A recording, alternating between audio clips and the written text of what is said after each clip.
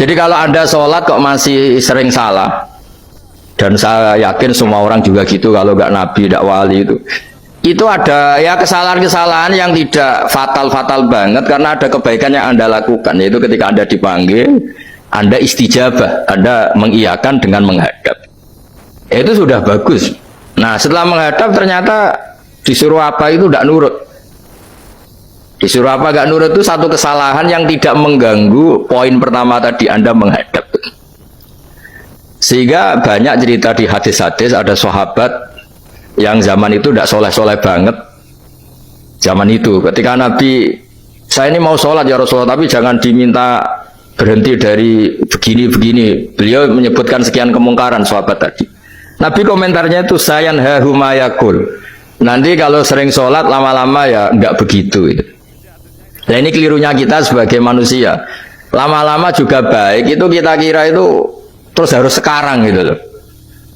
Ya itu keliru, harus sekarang itu keliru. Bisa saja kita ini setiap sholat pasti sudah ditulis Allah nanti itu mati baik. Lala nanti habis asar sebelum kita maksiat sudah mati, habis sisa sebelum kita maksiat lagi sudah mati. Jadi barokahnya sholat itu ada waktu yang potensi ya, potensi sholat itu akhir kenangan kita, sholat itu identitas kita, sholat itu status kita. Nah, karena kita sholat itu pakai niat, niat itu komitmen.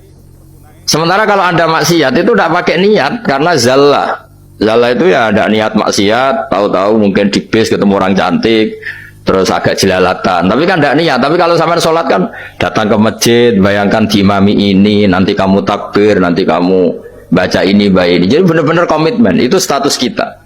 Kata Said Zabidi disebut mautinuhu wa haqiqatuh. Baiknya umat Islam itu kalau taat itu mautinu, itu alamat resminya, itu statusnya, kata Said Zabidi. Tapi kalau dia maksiat itu zallah itu kepleset. Jadi tidak pernah jadi status kita. Semoga semua maksiat kita ini tidak status, tapi zallah. Tapi ketika taat itu status hakikat kita, maka falubudiyah ya haqiqatuh wa mautinuhu wa dzatuh. Ini kata Said Abdul Az-Zabidi pengarang Ithal. Orang Islam itu orang yang ketika ibadah itu identitasnya. Betul, ketika ibadah itu Allahu Akbar, dia berharap rahmatnya Allah gini-gini. Nah ketika salah dia zallah. Dia ngantor ya ada niat korupsi, dia ingin memenai negara ini, dia nyai juga agak ingin macam-macam. Ya tapi karena manusia terus ada zallah.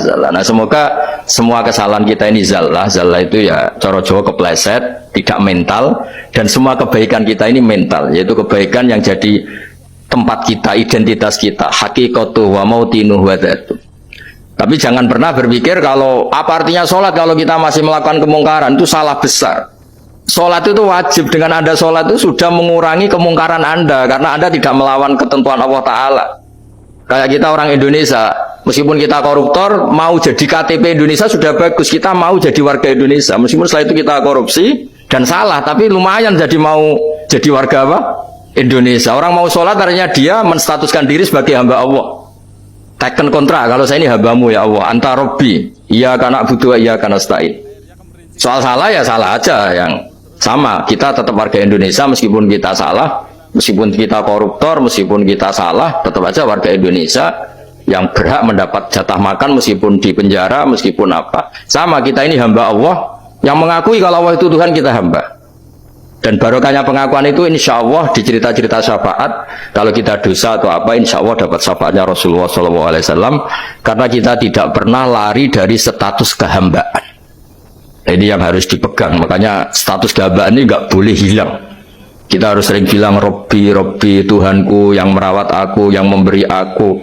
Dengan demikian kita menjaga status kehambaan kita. Dan status hamba ini yang menjadikan orang layak masuk surga, yaitu fadkhuli fi ibadi, kamu harus resmi menjadi hambaku, baru ada perintah wadkhuli jannati. Kalau menjadi hamba aja nggak mau, kita punya keangkuhan, punya keinginan yang mulu-mulu, sehingga seakan-akan kita ini Tuhan, nah, itu tidak menghamba.